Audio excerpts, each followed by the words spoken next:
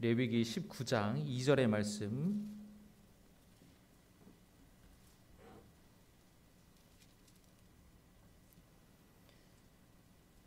다 함께 한 목소리로 봉독하겠습니다. 너는 이스라엘 자손의 온 회중에게 말하여 이르라. 너희는 거룩하라. 이는 나 여호와 너희 하나님이 거룩함이니라. 아멘. 오늘 함께 나눌 거룩하신 하나님의 성호는 여호와 메카디시켐입니다. 여호와 메카디시켐이라는 말은 하나님은 거룩하시다라는 그런 뜻입니다. 조금 여러분 어렵죠? 한번 따라해 보실까요? 여호와 메카디시켐. 여호와 메카디시켐.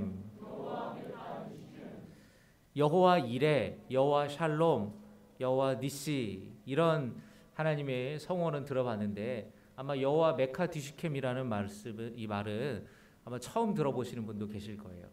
그 말은 하나님께서는 거룩하시다, 하나님은 거룩하시다라는 그런 뜻입니다. 카디시라는 말이 거룩하다라는 말인데 잘라내다, 분리하다라는 그런 뜻이 있습니다. 다시 말하면 이 거룩이라는 말은 더러움과 분리되어 있는 구별된 상태를 말하는 것입니다. 그 거룩은 하나님께만 있는 성품으로 다른 피조물들과 완전히 다른 구별되심을 뜻합니다. 그런데 이 하나님의 거룩이라는 이 성품은 누구라도 이 거룩하신 하나님과 관계되면 그 안에 거룩이 있게 되는 것이에요. 여호와 메카디시켐, 거룩하신 하나님께서 오늘 우리에게 주시는 말씀을 우리 함께 귀 기울여 듣기를 원합니다. 거룩하신 하나님께서는 우리에게도 거룩하라고 말씀하십니다. 2절의 말씀에 너는 이스라엘 자손의 온 회중에게 말하여 이르라. 너희는 거룩하라. 이는 나 여호와 너희 하나님이 거룩함이니라. 너희는 거룩하라고 이스라엘 백성들에게 하신 말씀은 이스라엘 백성들에게만이 아니라 오늘 저와 여러분에게도 주시는 주님의 말씀이라는 것을 믿으시기를 바랍니다. 하나님께서는 이스라엘 백성들에게 너희는 거룩하라 말씀하셨어요. 하나님께서는 이스라엘 백성들과 광야에서 특별한 관계를 맺으셨습니다. 이 언약을 통하여서 이스라엘 백성들은 하나님의 자녀가 되었습니다. 이제 이스라엘은 하나님 아버지의 성품에 따라서 그 거룩하신 성품을 닮아야 하는 것이에요. 거룩하라라는 말은 거룩하신 하나님의 성품을 닮으라는 그런 말입니다. 거룩함은 하나님 백성의 표시일 뿐만 아니라 정체성이며 부르심의 목표입니다. 저와 여러분 모두가 하나님의 성품을 닮아 거룩해지기를 주의 이름으로 축원합니다. 그럼 여러분, 우리가 어떻게 해야 거룩해질 수 있을까요? 레위기 19장에서는 먼저 하나님과의 관계 속에서의 거룩을 말씀합니다.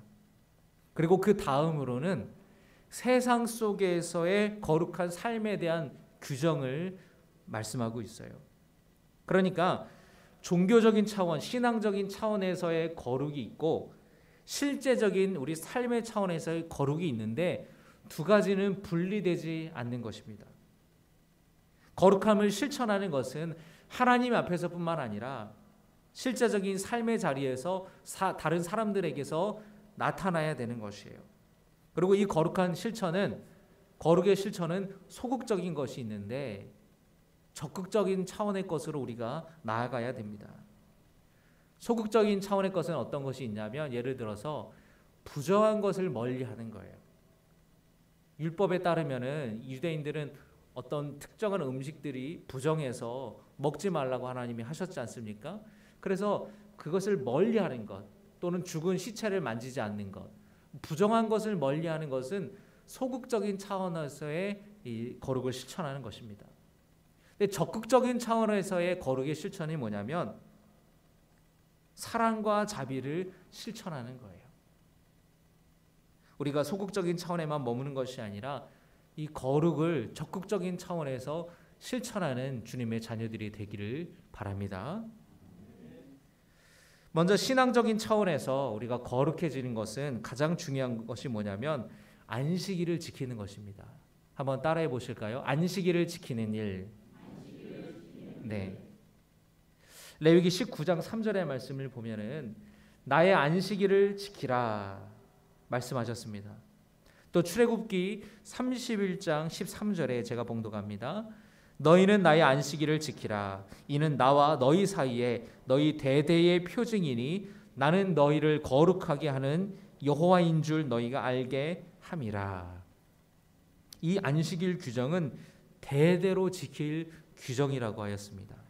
그것은 어디에서든지 항상 기억하고 언제든지 지켜야 한다라는 것을 말씀하시는 겁니다. 실제로 유대인들은 예수님 구약에서부터 예수님 시대까지 그리고 2000년이 지난 오늘날에 이르기까지 이 절기와 또 안식일을 아주 중요하게 지키고 있죠. 안식일을 기억하면서 고단했던 분주했던 일주일을 견디는 거예요. 2차 세계대전 당시에 히틀러에 의해서 수많은 유대인들이 죽음의 수용소에 갇혀 있을 때도 유대인들은 절기와 안식일을 지켰다고 합니다. 신약 시대에 이르러서 초대교회의 제자들과 이 성도들은 예수님이 죽으시고 나서 부활하셨을 때에 그 예수님의 부활하신 날을 기념하여서 토요일 안식일과 더불어서 그 다음 날을 주님의 날로 정하여서 함께 드렸어요. 예수님께서 부활하신 날이 안식 후 첫날이잖아요. 안식일이 토요일이니까 일요일은 주님이 부활하신 날입니다. 그래서 이 초대교회 성도들은 안식일에서부터 주일까지 이르는 그 이틀 동안 그 시간들을 거룩하게 지켰고 주님이 말씀하신 것을 지키고 가르치고 하나님을 찬양하는 그런 날로 지켰습니다. 이후에 이제 복음이 팔레스타인 유대인들을 벗어나서 그리스인들에게로 로마 사람들에게로 온 유럽으로 퍼지게 되면서 예수님께서 부활하신 주님의 날을 안식일의 개념으로 지키기 시작했어요. 안식이라는 말은 샤밧이라는 말인데 이는 하던 일에서 손을 떼고 자리에 앉다라는 그런 뜻이 있다고 합니다. 안식일을 하나님께서 주셨는데 안식일을 주신 이유는 6일 동안 하나님께서 천지를 창조하시고 쉬셨기 때문에 하나님께서 그 날을 복되고 거룩하게 하셨기 때문에 하나님께서 쉬신 것처럼 사람들도 하던 일에서 손을 떼고 자리에 앉아서 쉬어라 라고 하시는 겁니다. 그래서 여러분 안식일은 하나님의 백성들로 하여금 쉴 수 있게 하는 선물입니다. 따라합니다. 안식일은 하나님의 선물이다. 여러분 이렇게 3월 달에도 연휴가 있잖아요. 3월 1일도 우리가 3일절이라서 쉬고 대통령 선거가 있는 3월 9일도 쉬는데 여러분 참 바쁘게 막 힘들게 일하는 직장인들에게 있어서 이 중간에 하루 쉬는 게 얼마나 이 꿀맛 같은가요? 그렇죠? 우리 직장 다니시는 분들 아침 일찍 직장 다녀야 되고 막 대중교통 타고 출퇴근 고생하고 그러다가 중간에 하루 쉬면 얼마나 좋습니까? 그래서 여러분들 그 중간에 연휴가 있으면은 그걸 바라보고 아 그래 오늘 하루만 참자. 아 그래 요 며칠만 좀 고생하면 이제 내일부터 연휴니까 아 조금만 참자. 그런 우리의 마음이 있죠. 안식일이 그런 개념이라는 거예요. 일주일 동안 수고하고 애쓰고 나서 이제 하나님께서 쉬라고 하신 그 안식일을 기다리면서 일주일 동안 견디는 것입니다. 또 그 일주일 동안에 우리가 견디고 나서 그 안식일을 우리가 거룩하게 지켜야 되는데 하나님께서는 안식일을 거룩하게 지키는 것이 단지 아무것도 안 하는 수동적인 차원에만 그치는 것을 원치 않으세요. 사람을 위해서 안식일을 주신 것입니다. 하던 일에서 손을 떼고 쉬면서 안식일을 주신 하나님을 찬양하고 하나님을 기억하고 하나님의 은혜에 감사하는 것임을 믿으시기 바랍니다. 예수님 당시에 바리새인들과 율법학자들은 이 안식일 규정을 가지고 예수님께 시비를 걸었어요. 안식일에 예수님과 제자들이 밀밭 사이를 지나갈 때에 제자들이 배가 고파서 밀 이삭을 잘라 먹었습니다. 여러분, 얼마나 배고팠으면 그걸 잘라 먹었을까요? 여러분, 아무리 배가 고파도 생쌀을 먹는 사람은 별로 없잖아요. 그 밥을 씻어서 밥을 맛있게 지어가지고 밥솥에 올리면은 칙칙칙칙칙칙칙칙칙 취사가 완료되었습니다. 이 기쁜 소리를 들으면서 쫙 밥을 먹든지, 아니면 여러분 아침에 출근길에 가면은 이제 빵집 같은 데서 그 아침부터 빵을 막 굽잖아요. 그러면은 지나가다가 그 고소한 빵 냄새, 그걸 먹었을 때 얼마나 여러분 좋습니까? 그런데 그렇게 밀이라는 것은 다 반죽을 해서 빵으로 만들어 먹는 것이 밀이고 밥을 지어 먹는 게 쌀인데, 제자들이 지나가면서 밀 이삭을 잘라 먹었다라는 것은 얼마나 배고팠으면 그 밀 이삭을 잘라 먹었을 거라는 거예요. 그런데 여러분, 그런 모습을 보면은 예수님과 제자들이 무슨 뭐 갑부도 아니고 돈 막 짊어지고 싸들고 다니면서 복음을 전한 게 아니잖아요. 어느 마을에 가면은 초청을 받아서, 청함을 받아서 쉬고 또 밥도 먹고 그랬는데, 이 밀이삭을 지나가면서, 이 밀밭을 지나가면서 잘라 먹었다라는 것은 몇 끼 굶었을 수도 있고 그렇습니다. 그러면 그 모습을 보고 아이고 얼마나 시장하시겠냐고, 우리 집에 좀 오시라고 내가 맛있게 밥을 좀 준비하겠다고. 있는 건 없지만, 우리나라 사람들 꼭 그러잖아요. 목사님, 차린 건 없지만, 상다리가 부러질 정도인데 차린 건 없다고 겸손하게 얘기하잖아요. 그런데 이 바리새인들은 그걸 보지 않는 거예요. 예수님과 제자들의 배고픔, 그런 허기짐을 보지 않고 안식일에 밀 이삭을 잘라 먹었다, 이삭을 잘랐다라는 것, 추수했다, 추수한 건 일한 거다, 안식일을 어겼다, 그렇게 시비를 거는 거예요. 예수님께서 말씀하셨습니다. 이 다윗의 이야기를 해주셨는데, 다윗이 사울 왕의 이 미움을 받아서 다윗이 부하들과 막 도망쳤어요. 며칠을 도망쳤어요. 여러분, 도망칠 때에 뒤에서 막 군사들이 쫓아오는데 쉴 틈이 어디 있겠어요. 야, 가다가 조금 졸음 쉼터에서 좀 쉬었다 가자, 휴게소에서 우동 한 그릇 먹고 가자, 지금 그럴 겨를이 없지 않습니까? 그렇게 막 도망쳤어요. 그러다가 이제 이 제사장을 만나게 됐는데, 이 제사장이 며칠 동안 도망가느라고 한 끼도 못 먹었던 이 다윗과 그의 부하들에게 제사장들만 먹을 수 있도록 진설된 진설병을 주어서 먹게 했어요. 그러니까 이 제사장이 어떻게 보면 율법 규정을 어긴 것이지요. 예수님이 이 이야기를 해주시면서 어려운 처지에 있는 사람을 돕고 생명을 구하는 것이 율법보다 앞서기 때문에, 비록 율법을 어겼지만 그것이 정당한 것으로 우리가 인정하지 않냐, 아무 말도 못하는 거예요. 또 예수님이 하시는 말씀이, 제사장들이 안식일 날 성전에서 일하지 않냐, 일하는데 왜 안식일 어긴 거 아니냐, 그렇게 말하지 않는 이유는 하나님의 일을 수행하는 것이기 때문에 죄가 없지 않냐고 말씀하셨습니다. 그리고 나서 예수님이 회당에 들어가셨는데, 그 회당에는 손이 마른 사람이 한 사람이 있었어요. 손이 말랐다라는 것은 손이 구부러진 그런 펴지 못하는 장애가 있는 사람이 있었던 것인데, 바리새인들은 예수님이 이 사람을 만약에 고쳐주신다면, 이 고친다라는 것은 의사가 하는 어떤 치료, 의료 행위잖아요. 그것도 안식일을 어기는 거예요. 이 안식일을 지키는 거에 대해서 이거 하면 안 된다, 저거 하면 안 된다, 이 유대인 랍비들이 만든 해석한 세부적인 규정들이 엄청 많았는데, 병 고치는 것도 안식일을 어기는 거예요. 예수님께서는 예수님에게 찾아오는, 만나는 모든 사람들의 병을 고쳐주셨기 때문에 지금 안식일날 회당에서 저 사람의 손 마른 사람의 손을 고쳐주는지 안 고쳐주는지 지금 다 주목해서 보고 있는 거예요. 이 고치면 이제는 빼도 박도 못하게 이제 시비 걸, 고발할 그런 참이었습니다.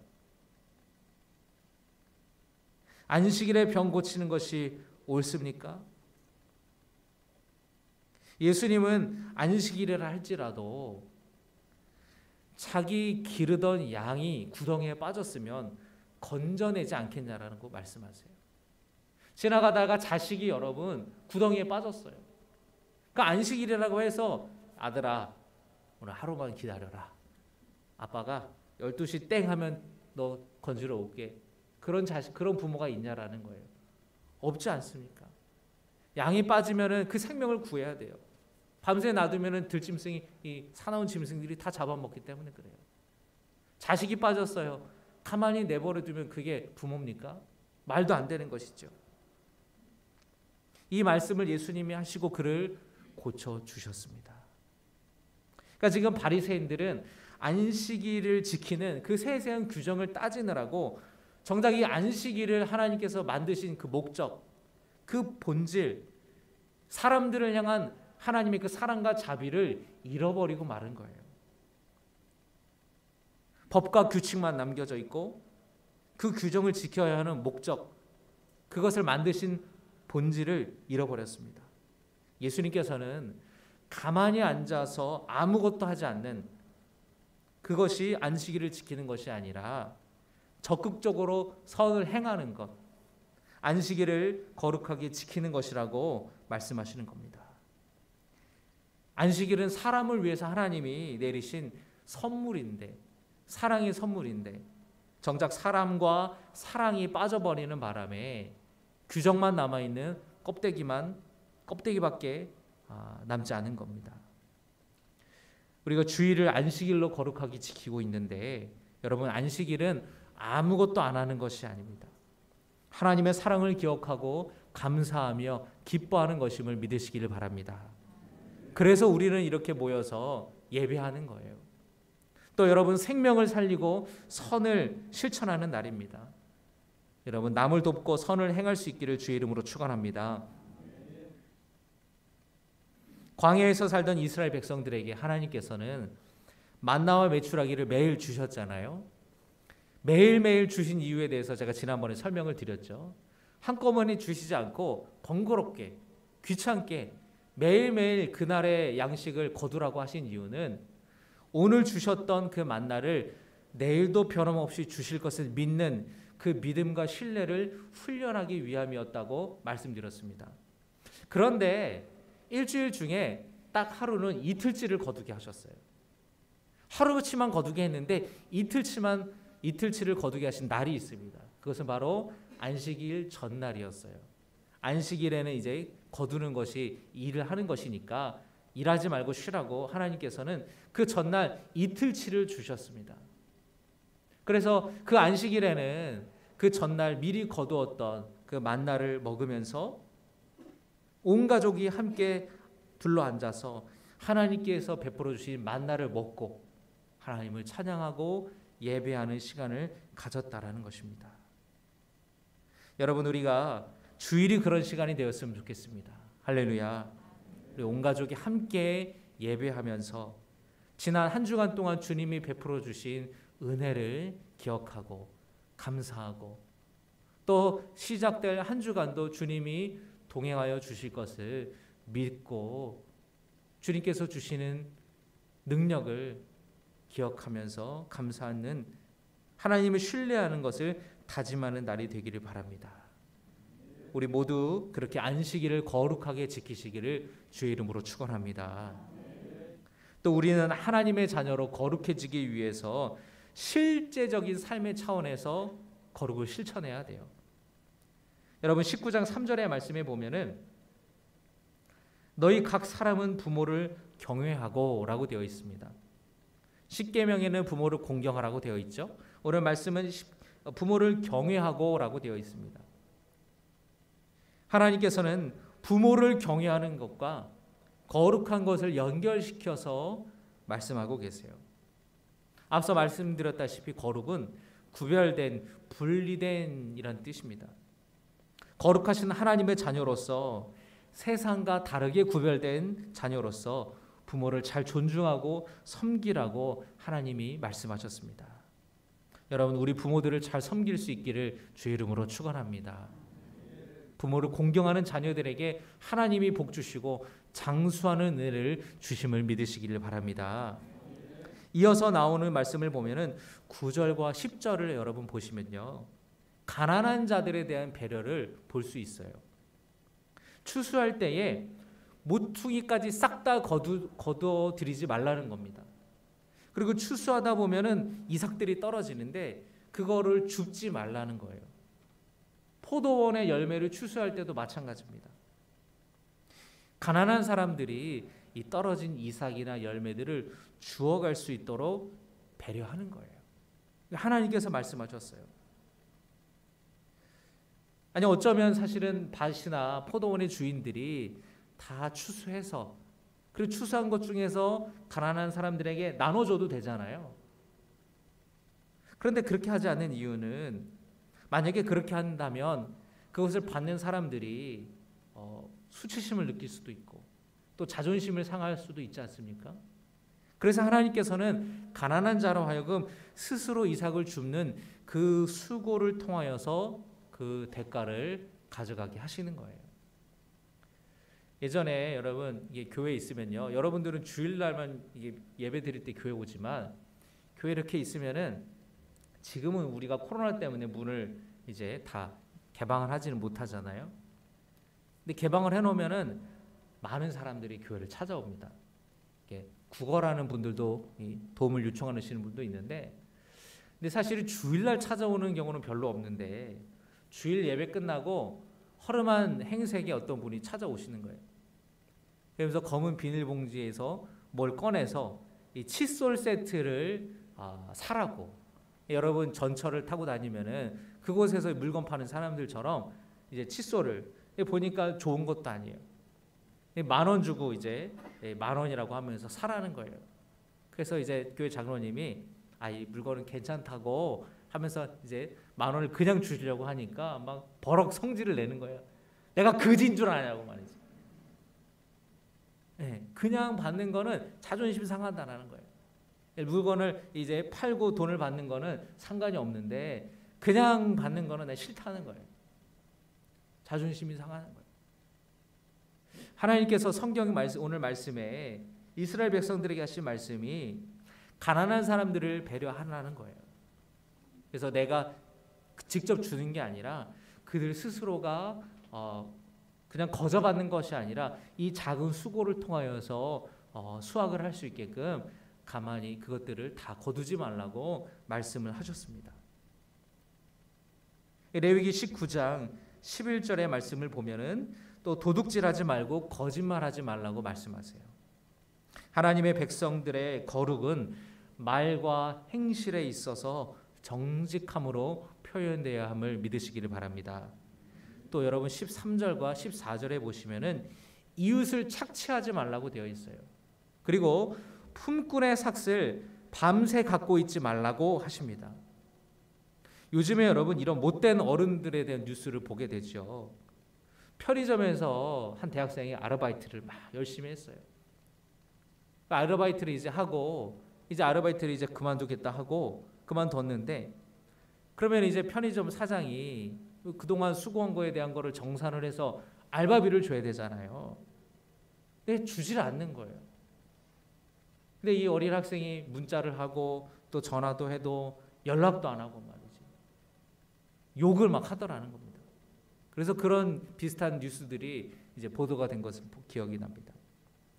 참 어른들이 참 어른스럽지 못한 거예요, 여러분. 못된 어른들이 많아요. 여러분, 사회적인 약자를 배려하는 것이 하나님의 자녀로서 거룩한 삶을 사는 것입니다. 여러분 또 말씀을 찾아보시면 15절의 말씀을 보시면 재판할 때에 불의를 행하지 말고 공의로 재판하라고 말씀하세요. 가난한 자라고 편들지 말고 세력 있는 자라고 두둔하지 말고 공의롭게 사람을 재판하라고 말씀하십니다. 그래서 여러분 오늘 레위기 19장을 보면은 11절부터 계속되는 우리 실제적인 삶의 지침은 이웃 사랑으로 이웃사랑에 대한 권면으로 끝을 맺어요. 여러분 17절과 18절에 한번 보시면 17절에 너는 내 형제를 마음으로 미워하지 말며 18절에 내 이웃 사랑하기를 내 자신과 같이 사랑하라고 말씀하셨습니다. 레위기 19장의 말씀은 하나님 앞에서 시작된 거룩이 세상 속의 거룩으로 나아가야 하고 더 나아가 이웃 사랑으로 완성된다라는 것을 보여주시는 거예요. 여러분 예수님께서 말씀하셨지 않습니까? 어느 율법학자가 예수님에게 무엇을 해야 영생을 얻겠습니까? 주 너의 하나님을 사랑하라. 내가 다 지켰습니다. 내 이웃을 내 몸과 같이 사랑하라. 말씀하셨잖아요. 이 말씀은 여러분 레위기 19장의 말씀을 종합해서 예수님께서 하신 말씀이에요. 하나님을 사랑하는 것 그리고 이웃을 사랑하는 것은 함께 가야 된다라는 것입니다. 그리고 이것은 바로 우리의 거룩의 시작이고 그 거룩의 완성이라는 겁니다. 거룩하신 하나님을 닮아서 우리가 거룩하신 그 성품을 닮아야 하는 것인데 그것은 하나님 사랑으로부터 시작하여서 이웃 사랑으로 완성이 된다라는 거예요. 여러분 율법은 거룩하신 하나님을 닮기 위해서 거룩해지기 위해서 지키려고 만든 게 율법이에요. 예수님이 뭐라고 말씀하셨습니까? 나는 율법을 폐하려 온 것이 아니라 완성시키기 위해 왔다. 그 율법의 목적, 율법을 주신 것은 거룩한 백성으로 살아가는 법인데 그것의 완성은 사랑이라는 겁니다. 따라합니다. 거룩의 완성은 사랑이다. 말씀을 정리하겠습니다. 하나님께서는 이스라엘 백성들과 언약을 통해서 특별한 관계를 맺으셨습니다. 하나님의 자녀로서 이제는 거룩하신 하나님을 닮아가야 돼요. 그것은 저와 여러분도 마찬가지입니다. 그리고 그 거룩이란 하나님 앞에서만의 거룩이 아니라 우리 세상 속에서 일상 속에서 거룩해지는 것을 그 거룩을 실천하는 것을 말씀하는 겁니다. 부모의 사랑으로부터 시작하여서 이웃 사랑으로 드러나고 표현되는 거예요. 거룩의 실천은 안식일 날 아무것도 하지 않고 쉬어야 하는 것, 부정한 것을 멀리하는 그런 소극적인 차원의 것도 있지만 한 걸음 더 나아가서 생명을 살리고 사랑과 자비를 실천하는 적극적인 실천으로 나아가야 하는 것이에요. 우리가 만약에 그냥 거룩이라는 것이 주일 성수하고 교회 의무를 다하는 것으로 국한됐다고 생각한다면 거기에 멈춰버린다면 예수님 시대의 바리새인들처럼 그들이 했던 실수를 우리도 범할 수가 있다라는 겁니다. 거룩하신 하나님을 닮아가는 것은 사랑으로 완성되는 것이다. 경건한 삶과 일상이 조화되는 것이다. 결국에 사랑으로 마침표를 찍는다라는 것을 여러분이 기억하시길 바랍니다. 여러분 이 불교에 귀의하는 사람들을 보면은 속세를 떠난다라는 말을 많이 합니다. 이 세상이 싫어서 떠나는 거죠. 그런 얘기 있잖아요. 중이 싫으면 이제 제 발로 저를 떠난다는 얘기 있듯이 속세가 싫어서 떠나는 거예요. 근데 그렇다 보니 세상을 변화시키는 힘은 약할 수밖에 없습니다. 하지만 기독교는 하나님의 자녀로서 세상과 구별된 삶을 살지만 세상을 떠나지 않아요. 오히려 세상 속으로 들어가서 사랑과 자비로 거룩함을 실천함으로써 세상을 변화시키는 사람들이라는 것입니다. 여러분 오늘 이 말씀을 우리의 마음에 새기고 간직하시기를 바랍니다. 그래서 우리가 한 주간 거룩하게 사셨습니까? 라고 질문할 때에 단순히 주일 성수하고 신앙적인 차원에서만 생각하는 것이 아니라 한 주간 내가 살아가면서 직장에서 가정에서 내가 만나는 모든 삶의 자리와 영역에서 생명을 살리는 일에 사람을 돕는 일에 사랑을 실천하는 일에 내가 최선을 다했는지를 여러분 우리가 생각해 보시기를 바랍니다. 사랑하는 우리 신갈교회 성도 여러분, 하나님께서 거룩하시니 여러분도 거룩하십시오. 한 주간 여러분 거룩하게 살아가시기를 바랍니다. 하나님을 전심으로 예배하며 기도하며 주님과 동행하시기를 바랍니다. 내 삶의 자리에서, 직장에서, 가정에서, 이웃과의 만남 속에서 사랑하고 이해하며 배려하여서 우리 삶의 일상의 거룩함을 회복하게 되기를 주의 이름으로 축원합니다. 기도하겠습니다. 참 좋으신 아버지 하나님, 오늘 레위기 말씀 가운데 하나님께서는 거룩하라고 이스라엘 백성들에게 말씀하셨습니다. 이 거룩은 이스라엘 백성들뿐만 아니라 오늘 우리에게도 주시는 말씀임을 믿습니다. 주님, 그 거룩함은 단지 율법을 지키는 것, 어떤 종교적인 신앙적인 차원에서 예배를 드리고 교인의 의무 생활을 다하는 것으로 그치는 것이 아니라 세상에 나아가서 주의 복음을 전하고 주님의 사랑과 자비를 실천하는 생명을 살리는 그 적극적인 거룩으로 나아가는 길을 주님은 원하시는 줄 믿습니다. 주님, 한 주간 우리가 살아갈 때에 세상 속에서 우리가 거룩을 실천하는 주님의 자녀들 되게 하여 주시옵소서. 예수님의 이름으로 기도드리옵나이다. 아멘.